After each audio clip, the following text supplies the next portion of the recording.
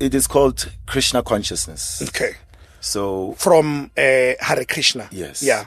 This Hare Krishna is because we chant the names of Krishna. This mantra, Hare Krishna, Krishna Krishna, Hare Hare, Hare Rama, Rama Rama, Hare Hare. This is the main mantra of meditation that we chant. Yeah. So then people call us Hare Krishnas. The science is called Bhakti, which means devotion, Bhakti Yoga. Okay. So how to connect to the Supreme, who's known as Krishna, the All-Attractive, by service and love. As far as the North Pole is from the South, we are bridging the knowledge gap from centuries past. We inspire you to find your true north. From Timbuktu to Alexandria, from the city of Johannesburg to New York, from the Zulus to the Dogon people, we're disrupting the knowledge economy. We are Sir Max Network.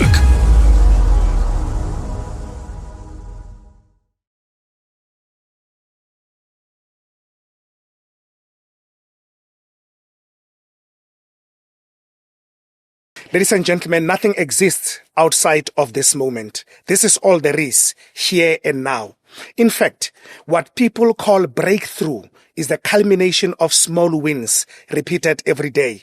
And as the master of masters, Osho, pinned, he said that you'll be surprised that when you move or when you get into the immediate, you will find the ultimate in it. When you move into that which is close by, you'll find the distant stars in it. When you move into the present moment, the whole eternity is in your hand. Now, you've got to honor this present moment. You've got to immerse yourself in this present moment. You've got to empty your heart in this present moment. Because if this present moment is beautiful, even your next moment will be even more beautiful. Today, ladies and gentlemen, it's such a great honor and a great privilege that we got to host one of the amazing people that we have been following his work for some time. And now he is on CEMEX Network. He's a monk and he's a chairperson of Wake Up South Africa. He holds a seat in the advisory board of ISKCON SA National Council, and his teachings has been on cultivating meaningful spiritual practices. And today is on the show today, savyathemonk. Welcome to the show. Thank you, Sir Max. Happy to be here. How have you been, brother? I'm so happy to have you on the show. No, I've been well. In fact, I even have some news. Uh-huh. I go as savyathemonk. Yes. This as a student monk. Now, as you can see, I have my staff. Yes, yes. I just recently became ordinated as a full-on monk. So now I have the title of Swami. Swami. Swami, people call me Swami. Okay, what's the difference between what you have been and a Swami? It's a continuation. What I've been has been a student, celibate, practicing this Krishna consciousness, teaching, traveling. But then as a student monk, then you can still decide to get married. Now that I've become ordained as a monk, doors are closed in going into family life. Now, full dedication of body, mind, and words. Yeah. In sharing with people the treasures of spiritual development. Okay, let me get it. When you are still a student, you can decide whether to start a family, to be in a relationship. The door is still open. Yes. But when you graduate to be a Swami where you are, the door is closed. Yes. Now, full dedication. No return. Okay, maybe this here we need to start. What does it take for what does one go through as a student monk? First, one is trying to solve some problem in life. Generally, that's a great motivation. In distress, wanting money, trying to understand the world. Then when they inquire, then they can get some knowledge. Why is this world giving problems? Then one can move into an ashram or a temple, monastery. Yeah, yes. There they are trained in controlling their mind and senses by being regulated. So to wake up early, to keep the body clean, to practice meditation, Yeah. to learn how to submit to the teachers of old, learning from them. And then the spirit of serving others is being cultivated, how to be a servant of the servants of God. Then because of that association, one may decide to commit and become initiated, Yeah. a spiritual master. It's at that time where then one gets a name in relation to the saints or in relation to Krishna, who is understood as the Supreme Lord. Yeah. So, Usibusiso, I got into the monastery. After like a year or so, I became initiated. I became Savyasachi Das. Then for many years, over 20-something years, as a trainee and also training others after some time. Yeah. It's basically one must be willing to give up suffering. Meaning there are things in life that are not so important that human energy should be spent on because they are perishable. Okay. Then there are things of the spirit which don't die with the body, which one has to learn to cultivate. So the student is going through that training, how to become a servant of God. So you are expected to be celibate during the period of training or initiation as a student. Yes. Yes. How long you have been in this path? This is my 23rd year. And celibate? Yeah. For 23 years you've been celibate. Yes. And I like to tell people that celibacy is not that from when you decide, then you are like perfect and expert. Yeah. Yes, there's all the growing pains because we have all sorts of habits and impressions that we come with. Yeah. So as one becomes spiritually attached or has a taste, then sex desire just becomes slowly something in the background. And because the life in the monastery protects us from unnecessarily becoming agitated by close mixing of the sexes, we eat food which is not agitating to the mind. Basically, we don't eat meat, fish, eggs. We don't take onion, garlic. Those are good foods. You don't eat all the good foods. There's a good protein outside of killing. Yeah. All right. And now you move now to a Swami. Are you ready for it? For the responsibility that comes with it?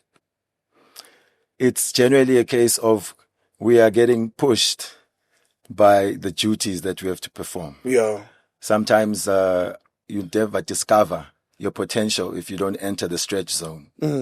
So as far as my estimation and the estimation of my guru, he felt you're ready, you can do this. And there's empowerment that comes with trying to fulfill a higher order instruction. So as far as I can tell, there's no better time than now. Yeah. This is a lifelong mission. Like it's a mission bigger than the human nature can actually take. So what inspired this way of living? We're still gonna get into other things, but I'm asking questions that anyone watching the show would actually, just looking at you, be interested, because we know the monks from East, India, far-fetched, not many of them are actually close by. So we are so grateful to have someone close to us, and that's why we're asking this question. It's a big mission. Yes, true.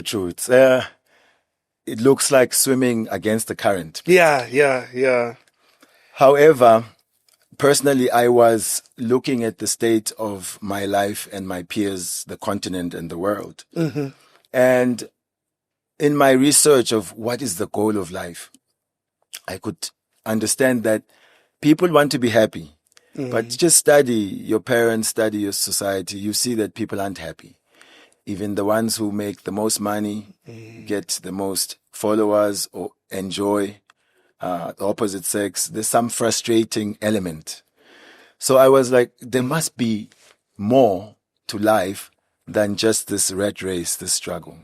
So this question kept me looking out for people who had wisdom. Yeah. Yeah. Then I bumped into Mr. David Icke. I know Mayor, You Mr. know David Icke. Yeah, I've been following him for a long time. Now he's being proven right in so many ways. Before, he was considered a crazy man. Yeah. He was speaking about how this world we live in is a design that has been set up for us, and we're just simply plugging in into a system. So I thought, I don't want to be part of the system that is already set up against me. So I think a youthful rebellion came up. Then I was hearing Bob Marley. So then I was, conscientized into trying to liberate the African. And then in that, becoming conscious, the hip hop that I was listening to led to books on Scientology, Rastafari. Then I came across Bhakti, the message of Bhagavad Gita. Yeah. And then there I understood that actually, because I think I'm just this body, that's why I will be forced by my body to tackle problems that are related to just the body. But when I understand that I'm the spirit soul, then I will use my body and my mind to tackle the issues that are confronting me as a spiritual being. So then when I understand I'm a spiritual being, then I have to be a spiritual warrior. And I have to find spiritual solutions for the problems of material existence. So I thought, this is something I can put my life into, to try to be a vessel of higher consciousness, spiritual knowledge in the world. Right? Very often when we see monks, they are coming from Buddhism. The Buddhist monks, those are the ones that have been so much popular around the world. So what inspires, what is central? What is the spiritual crux of your way of being and your way of living? I see here you've got the Bhagavad Gita, coming from Hare Krishna. Can you please expand on that religion, for lack of better word? Yeah. So it is called Krishna consciousness. Okay. So from Hare Krishna. Yes. Yeah. This Hare Krishna is because we chant the names of Krishna. This mantra, Hare Krishna, Krishna Krishna, Hare Hare, Hare Rama, Rama Rama, Hare Hare. This is the main mantra of meditation that we chant. Yeah. So then people call us Hare Krishnas. The science is called Bhakti, which means devotion, Bhakti Yoga. Okay. So how to connect to the Supreme, who's known as Krishna, the all-attractive, by service and love. So in the name Krishna consciousness is already the philosophy. The Supreme Person, the source of everyone, is all-attractive. We are part and parcels of that Supreme Person. So our welfare is in connecting, just like the welfare of the hand is in taking food and putting it into the mouth so that it's distributed. Yeah. So similarly, if we're part and parcel of God, our happiness lies in satisfying the Supreme. Just as the hand satisfies the mouth and stomach and it gets its nutrition. So what is happening is that every living being, originally being God conscious, Krishna conscious, has forgotten that, because now we are wearing a certain body. Therefore, African, male, this height, this age, and we form an identity based on this body that we got from our mother's womb. Yeah. But we can understand that it was me in the womb. It was me when the body was 5, when it was 15. It will be me when the body is 60. I remain the same, although my body goes from birth to youth to old age to death. Yeah. So if someone doesn't understand themselves as that spiritual spark, then they are at a loss, because whatever they have gained in relation to the body will be lost when the body is lost. So Krishna consciousness then says, as a spiritual being, you are eternal. Therefore, cultivate your eternal identity, which is as a loving servant of Krishna, of God. Would you say, Christians would say Christ, Jesus Christ is at the center of Christianity. Buddhism, Buddha is at the center throughout many religions across the world. So with you is Krishna is at the center of your religion. Yes. Krishna being God, then Christ is like the son of Krishna as the messenger of God. And then within the spiritual culture, then there have been many teachers who are like intercessors. And our latest guru who's teaching about Krishna consciousness, his name is Srila Prabhupada. So the principle is the same in all of the cultures, especially if you trace them back. There's always a teacher True. who takes on disciples and who teaches them about power. You're right. I think across all the spiritual heritages across the world, you would find a common thread in the principles. But what are the fundamental principles of Krishna consciousness? To always remember God and never forget Him.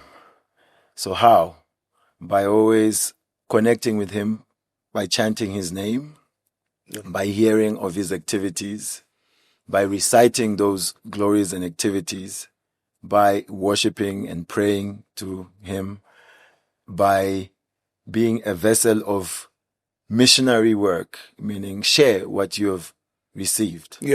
There are do's and don'ts, but people like those as if they want to follow them.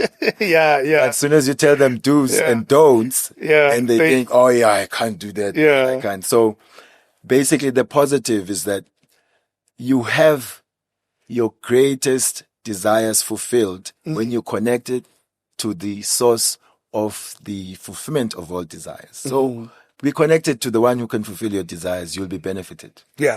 And then the Bhagavad Gita is the manual for Krishna consciousness.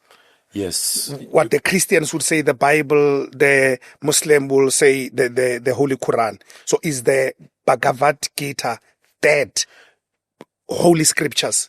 Yes. Bhagavad Gita would be the entry-level scripture. Okay. Yes. Further scriptures are there because this is part of what's known as the Vedas. So the Vedas are into up to 1 billion verses of wisdom.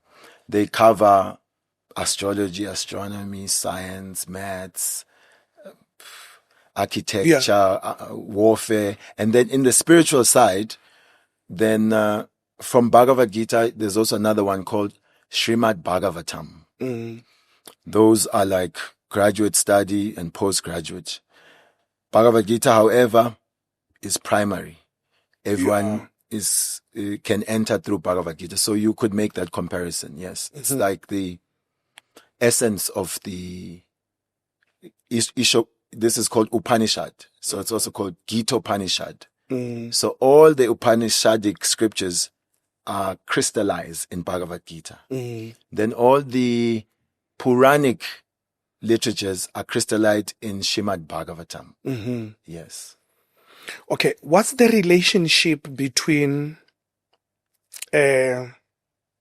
Krishna consciousness and human needs / desires? Very beautiful question. So desire is natural for every living being. However, desire is informed by our consciousness, what we are aware of. So currently, practically everyone in the world has what is known as material desires. And those can be analyzed into things like greed, lust, envy, and anger, such principles where one is trying to fulfill his own desires and becoming frustrated and therefore struggling to fulfill desires. So Krishna consciousness says that we can purify your quality of desire. that now you're desiring like 5 cents, 10 cents worth. But you are made of the immortal standard. You can desire eternal trillionaire worth desires. So we are saying that how can one desire in line with the desires of our Creator? Then there's no clash. Like the child at home. They are individual and they may have their own desires to do whatever they want. But when those desires clash with the desires of the parents, then there's no happiness for the child nor for the parents really. Yeah.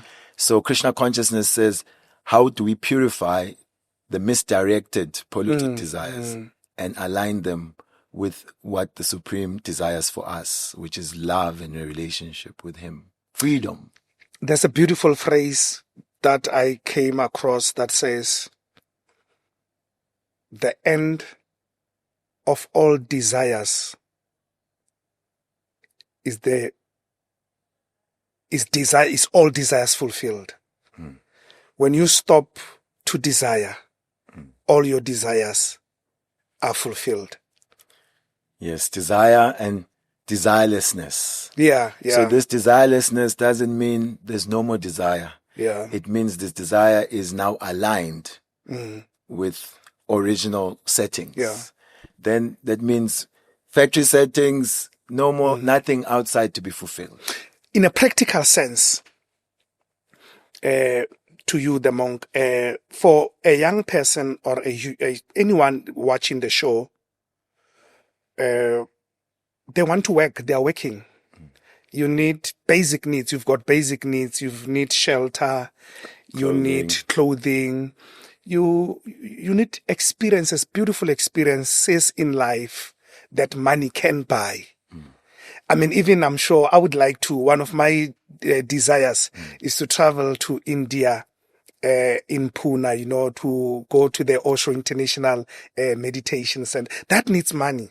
I want to travel to the most sacred places around the world, but that needs money. Please, can you talk to us about that? Yes, money is the energy of Krishna. Okay. So it also has sacred and divine utility.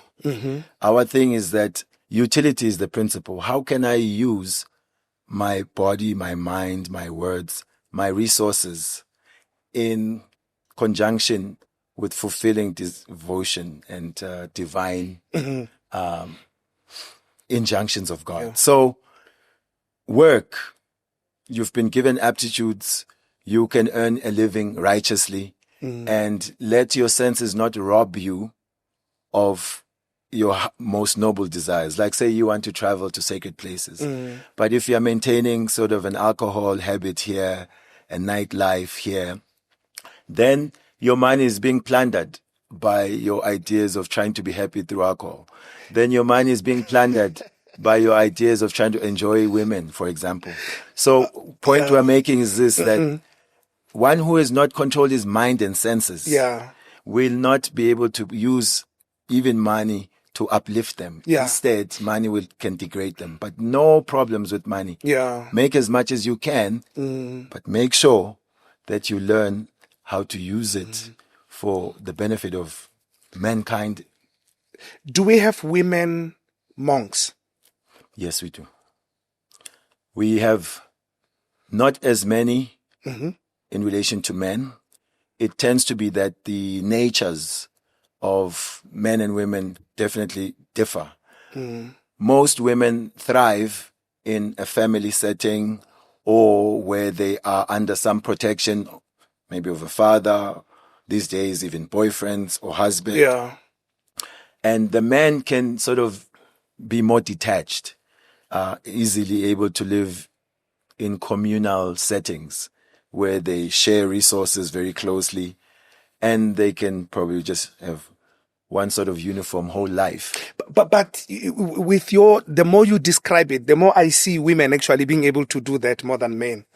What happens is that in our setting, most of the people following this path, 99%, are people who are married, who plan to be married, who have jobs, who run big companies. There's only small percentage of monks who are celibate living in monasteries. So when you sort of try to understand me, you may not relate because I'm not the section which is living normal life. Okay, so if I follow this way of living the Krishna consciousness, I don't necessarily have to be a monk. I don't have to be celibate. Yes, you learn. The monks are like the professors, the teachers. Or the masters, yes. You can learn from a university and not become a lecturer yourself. Yeah. No. I get it. But it sounds like to someone, it could sound like for you to follow the consciousness, the Krishna consciousness is a sacrifice. It sounds like a prison. It sounds that you are more unlikely to reach full human potential. Yes, it may sound like it, but that's a misconception. Yeah, that's what I'm saying. It sounds like, Yes. What it is that what is a prison is when one is a slave of his senses. Take someone who's addicted, and addictions vary. The extreme ones we know, there's people have to go to rehab. Yeah. So what does it mean, rehab? It means that I was free to enjoy whatever drug or intoxicant. But that so-called freedom now has got me bound. I cannot do without it. And then now I have to go to a place where I say, please, take away this freedom. Rehab means now you don't have access to the world and all your friends and that life. And now you follow some regiment to be free of the disease that you've caught by abusing your freedom. So to gain real freedom, you have to surrender the false freedom of the senses, where you think freedom for the senses. Real freedom is freedom from the dictation of the senses. You are the spirit, therefore you must be the driver of this human car. You must be in charge how you use your senses. Just like the tortoise is a nice example. When he doesn't want to deal with the world, he withdraws his head into the shell. Yeah. But now in today's society, we're so agitated, so in search of dopamine hits that we cannot be peaceful and sit quietly because what will I meditate on? So I would say learning to be in charge of your mind and senses is the ultimate freedom. Yes. Young people, what are the don'ts? For people who are married properly, they have them, it's easy. Or you single people? Yeah, single people. I want to talk about sex in particular. The sexual, how is it regulated or what is expected from them? With sex, everyone is harassed by that desire as soon as you hit puberty. Right? We were peaceful, playing, happy. And all of a sudden, the opposite sex starts to look different. And it's natural. It's natural progression because there must be propagation of the species. So sex is for procreation. Just analyze it in any species of life. Its natural consequence is bearing offspring. As human beings, would I be wrong if I say it's for both procreation and pleasure? Pleasure is the product of that engaging. What that is for, because everything you have to learn from the maker. If you want to know how to use this phone properly, then you get the manual, what to get out of it best. So the reward for taking the sacrifice of procreation is that there is that pleasure. Look, childbirth is a very painful thing. I have not gone through it, but the testimony of our mothers and our sisters. But because there is pleasure in procreation, the women again go back and again can take the trouble of carrying a child for 9 months and raising that child. So the incentive for taking the sacrifice of procreation is that pleasure. But because the human being has intelligence, and then he's or she's thinking, I want the pleasure part without the sacrifice of rearing children. So what we have done, we have created so-called family planning, which is supposed to be planning using mind and intelligence, not using artificial means. So by protection, we are simply increasing the lust, trying to scratch the itch of sex desire without learning the responsibility of the consequence of sex. So one last thing is then now we are imprisoned because we are lusty and without sense control. Everything is being sold using sex desire. You're selling a book, you slap some naked lady there. Why?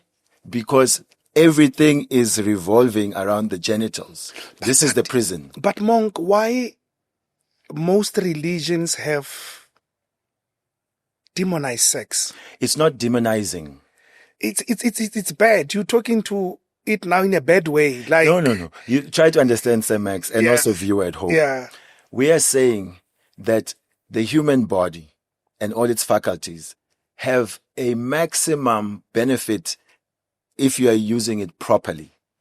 So now we can understand that even eating, if you overeat, then you may... Yeah, but that's the thing. So you understand that there's... No, but that's the thing. Let's make an example with eating. Mm-hmm. Who should tell me that I'm overeating? Your body... When I look good, when I feel great, when I can perform every physical activity that I want to. If I want to go run the marathon, I can. Really? You understand? Yes. So if I'm in that state, who can come to me and say, but you are overeating? I would say the body itself tells us. Yes. I agree with you, but going back to sex, for instance, who should tell me that I'm actually engaging in a lustful, wrongful, when I am aligned to who I am, my chakras, and everything else. In fact, when sex now becomes meditative. Yes. So everything has to be informed by divine wisdom. Timeless. Which is innate. There is wisdom inside, but then there's also verifiable sources outside. There is first the timeless scriptures. First, they were oral. Then, because the age we're in, people don't have good memory. Then they were written. Then purified personalities learn them and apply them. Therefore, the teacher has to be wiser and more experienced than the disciple. In any situation, even just driving, you need someone who's experienced. So human life also, with all its impulses, there are parameters and ways in which you can spiritually benefit if you are guided. So it's easy for one who wants to claim a so-called freedom, and I completely understand my own sexuality. I can be my own guru. Whereas we see ABC 1, 2, 3, you needed a teacher. Even to get your so-called job, there were teachers for many years. Now, when it comes to how to purify consciousness, because we have a taste for eating or for sex, we now want to be our own gurus. I can manage it myself. So this, I would point out is that it has been weaponized. When people have no control of mind and senses, that has been used against us. In the name of sexual liberation, the women, for example, left the protection of a home and a family. They had to join the workforce so that they can be taxed and they can be exploited by men. They thought they were becoming liberated. Yeah. These are examples. Yeah. Men who think that they are free to enjoy their sex desire. They have to waste a lot of money in terms of others are addicted to pornography, others to prostitution. But the thing is, you are now pointing to negative points where it's not the majority of, in true sense, what is happening in the society. I can say, look, in marriage is also to regulate sex desire. I agree. Exactly. Yeah. Why is it that there's an institution where one must commit to a partner? Because the world is in a mission to regulate human sexuality. No, we can see that the children that are reared in a committed home, they are much more wholesome. They receive sufficient affection from both parents. Therefore, they become more productive for society. These are protective layers. Now people want to just maybe label marriage as if, society just made this to control us. No, we are not wiser than our forebears. Yeah, our forebears did not marry in a way that we do. They lived in communes. They lived in communities. Family was not just me and my partner and my kids. That was not the understanding of family. Family was a commune. People lived in a commune. So if this kid, the kids belong to the commune. But who makes the kids? It's in a committed situation. Every culture, even if you can take more wives or more husbands, there was always the rituals, the ceremonies, the elders, the family. It's a committed thing so that the children that come from that sexual union get all the rituals needed to connect them to their ancestors, get all the connection to the society. So one of the jobs, which you can tell, is not an easy one for the monks, is to remind society that don't be tricked into thinking that this indiscriminate sexual liberation is for your welfare. It is. I think that's my problem. I think it's like issue of heaven and hell, where religions commercialize, they sell it as a product. So when you focus on sex, say sexual, and now you are using it as a pawn, to people, because sex is your highest, the greatest energy that human has. There's no greater energy beyond the sexual energy.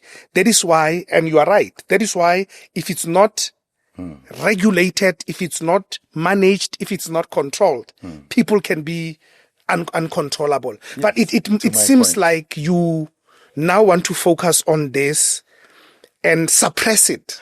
No, you asked a question to someone who's a professor in dealing with sexual energy. Yeah. And we are both agreeing that if it's a powerful energy, just like nuclear energy, it's regulated. Alcohol is powerful energy, it's regulated. Listen. You can don't regulate. Teach people to understand their sexuality. Don't regulate. You know what's happening, savyathemonk? Is this word that is coming in this word of regulate, because it comes loaded as though there's some laws written down. We have to come sign a contract and there will be police who will come to you. The word, how I'm using it, is that just like you have your routine for the day, where you wake up at 4, then you do your stretches for 15 minutes, then you go for a jog, then by 7 you take your shower, whatever, however. Yeah. That's called a regulated life. Yeah. Like a routine. So about sex desire, we are saying that one should learn how to not be controlled by it, but to be in charge of it. To enjoy it. The enjoyment will naturally come. Yeah, I'm saying to enjoy it. The monk must say that people must enjoy sex. Okay, I don't want us to focus on this, but it's important because the moment you introduce yourself, you said, I've been celibate. That's the first word, that came. And that's a perception of the society. When they see monks, and like I didn't know, honestly, I thought to follow the Krishna consciousness, we all have to become monks. But now from this conversation, I learned, no, you don't necessarily have to become a monk. You can actually live your life through the principles of Krishna consciousness. Yes. I generally say like that. When people want to understand what the monk does, what was your lifestyle, I say, don't be so eager for the monk's lifestyle, because it may make you feel like you cannot take Krishna's wholesome message. Exactly. Yes. Yeah.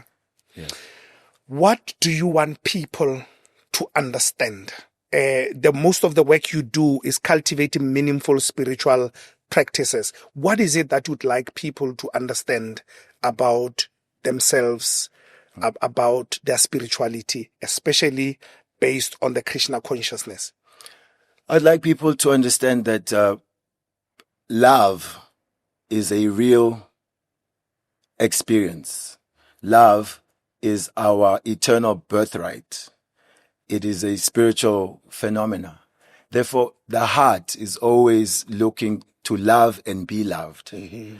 However, because love is now coming in the form of lust, then we are frustrating each other and, you could say, disenfranchising each other for pursuing what is a deep innate feeling. And so Krishna consciousness is helping us to purify our hearts and minds so that we can access this spiritual principle of living as a loving personality. And this love is not limited to intimate spousal, in friendship, parental, neutral. We are at the core servants of God, and therefore servants of everything dear to God, whether it's nature, the animals, the human beings. So by practicing Krishna consciousness, one becomes wholesome as a loving person. And this love means that you can protect yourself and you can protect others from becoming victims of uncontrolled mind and senses. So we are teaching and reminding we are spiritual beings. How do people, in Krishna consciousness, how do people connect to God? I know through meditation, Christians, they praise and they worship. Africans, spirituality, they do perform certain rituals, and so many across the world. How do Krishna people connect?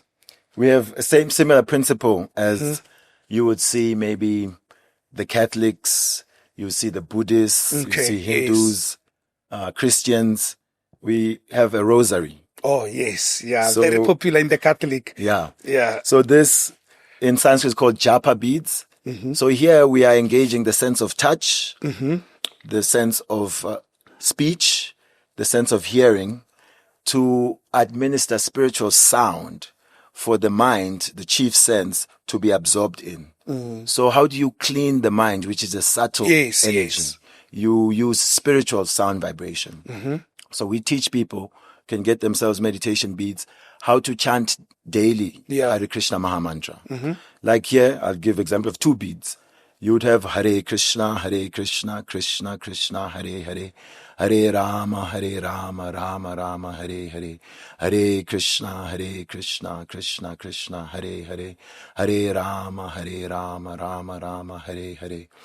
And as you are absorbing yourself in hearing this sound vibration, which is none different from the Supreme Person, it's just in vibration form. The pure spiritual power of it starts to cleanse, you could say, the covering of our original spiritual senses. And it awakens our taste for spiritual subject and the eternal occupation of love and service. And then that's one level we teach meditation. Then we expose you to very beautiful wisdom literatures where so many subjects are being explained. So that's to help your intelligence now, so that you don't just follow things based on, say, believe this or believe that. No. Knowledge informs you. Then when you look in the world, you can confirm this information. When you experience your own life, you can confirm, oh yes, that's discussed. Like example, it said when one contemplates the objects of the senses, attachment for them develops. From attachment, lust, I want it. From lust, if it's not fulfilled, anger arises. From anger, one becomes delusional. Then from delusion, memory is lost. You forget now because of pollution of anger. From bewilderment of memory, intelligence is lost. Then you act irrationally. So this is not like a process that happens to anyone in any particular faith. Yeah.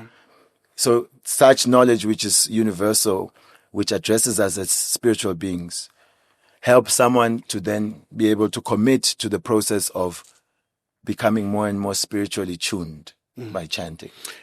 How is it different from just meditation that people are doing? Or is it like you've made an example with the mantras and chanting, as opposed to just, people meditating? Yes, it's one form of meditation, which is called mantra meditation. So it's much more practical in today's world in that, unlike, say, trying to empty your mind of thought, or maybe just focusing on a burning candle, or hearing some nice sounds, some may be useful for relaxing. You hear until you fall asleep, or you can learn to get your mind more focused.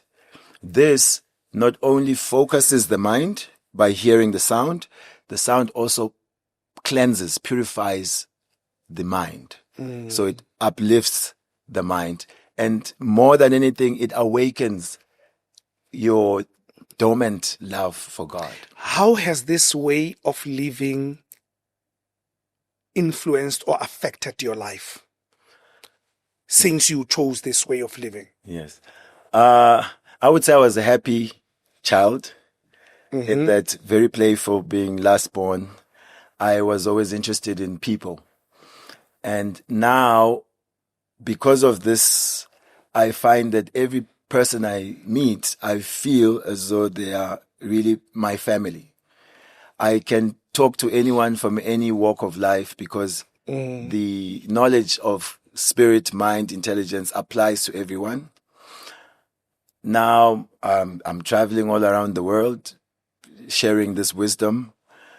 I was able to avoid unnecessary burdens. Like some 24/7 job, okay, some family-related problems. Yeah. Yes, I pack one bag, and I don't have to. But are you working? Okay, the work as in the way we understand it. Yes, my work is full time into. I'm a full-time monk, and I'm a volunteer. You could say I earn no salary. So how do you live? Like your basic needs, how do you take care of them? Because of serving God, then those who appreciate service to God, who are within the institution I'm in, then there are temples across the world, so that we are accommodated in those temples. There's food there, there's water. And then people also give different donations. We also sell our literature. And so heading a project would then mean that you have ways of fundraising, and also you get donations. So how this is possible is because the needs of the monk are what? Please, let's talk about the needs of a monk. Yeah. The needs of a monk is space to lie down. So that could be sometimes on a yoga mat, that could sometimes be on a full-on bed or just a mattress. 1 or 2 meals a day. I have 3 or 4 sets of this cloth. That's enough. You wash it now, it's ready in 2 hours, you can wear. So there's hardly anything. I have no personal car, no serious business. And you don't need it? I don't really, because others who have vehicles are willing to take us. But that's only for a monk. The full time, yes. A full time, like but for other people, others, yes. They can go to work 9 to 5. Yes, because your family, that's your situation. You have to take care of that. So, majority of people, that's what they're doing, just regular. So you don't have your own money. But yes, what is so-called my money is missions money, because like the money I have now in your account, I'll be flying personal account. Yes, the personal account is just so that if you have to apply for a visa, you have to show funds in your personal name. Yeah. However, that personal money is basically mission money, because all I do. So it's the mission that deposits into there because you need to go travel. Not necessarily like a central office depositing, but it's individuals like yourself Okay, I can who can give me money contribute. just Yes. because you appreciate something. Yeah, And you're so happy. yeah, You look happy. yes, we are fortunate. You know, honestly, one thing I admire I don't admire many things about being a monk, Yes. but one thing I admire is needing nothing. You know, when you live a life where you don't need anything, when you don't desire anything, that's so beautiful. Very liberating. Yeah. That's so beautiful because you get to appreciate everything that you have. I could say also that the troubles of a monk Yeah. is that you have access to a process, a wisdom, a lifestyle that can free you. And you are experiencing how you are becoming liberated. However, to share that with the next person, Yeah. because each person has their own convictions and their own desires. And specifically in today's world, it's such a huge market of information, self-help. So people are trying to piece together ways towards happiness and peace. But because they are concocted, they are not like, for lack of a better word, genuine, authorized, coming down from thousands of years, tried and tested. They're not giving full result. So the problems of the monk, how to access the people's hearts and minds so that they may just give this information a chance and get the result for themselves. Yeah. So that is the difficulty, to encourage people. Yeah. Yes. I'm happy, savyathemonk, that you came, because this is a platform. It's an open-minded platform. We welcome anyone, and today you've been our teacher, you've been our master today, and we learned so much about this way of living. It's a difficult way of living. It's a difficult way. It's like a sacrifice. It's a life sacrifice when you decide that I'm following this path, but it's gonna be tough. I could say it seems like that. It's just like someone who wants to go to the gym. True. You want to start running. It's difficult. You want to change your diet. Yeah. It's difficult. But that so-called difficult is initial in just adjusting your way of seeing your perspective. But when you clearly understand the benefits and you are reaping them, because this is not like wait until you die to get some result. You are applying a science and you are in the lab yourself and you are getting the result. So I would say if people get Bhagavad Gita, read it, spend some time with someone who's applying, then you'll find, this is actually a cheat code. Would you like everyone to be a monk if it was according to you? No. No. Because it's very niche. You have to have a certain psychophysical nature to be able to do it. We encourage everybody, get into committed relationships and live your life with a partner who cares for you deeply, who you and them have similar goals. And enjoy sex and that partnership. Have sex within that partnership, and then it will nourish the bond. It will bring children that are loved and cared for, and minus all the problems. Yeah. Soon as you try to be an enjoyer of sex, like professional sports, like it's PlayStation, you find that now you even lose respect for the body of your partner. Because now what is happening in trying to enjoy sex means we have to make advancement in degradation. How many things have been made now in trying to enjoy sex? Yeah. Embarrassing things. I think being spiritually centered, being spiritually aligned will automatically carve a shape that will repel anything that you do not need in your life, and will understand that sex is not just casual. Sex is prayerful. Sex is sacred. Sex is meditative. In fact, sex is one of the channels through which we can connect to the source from where we come from.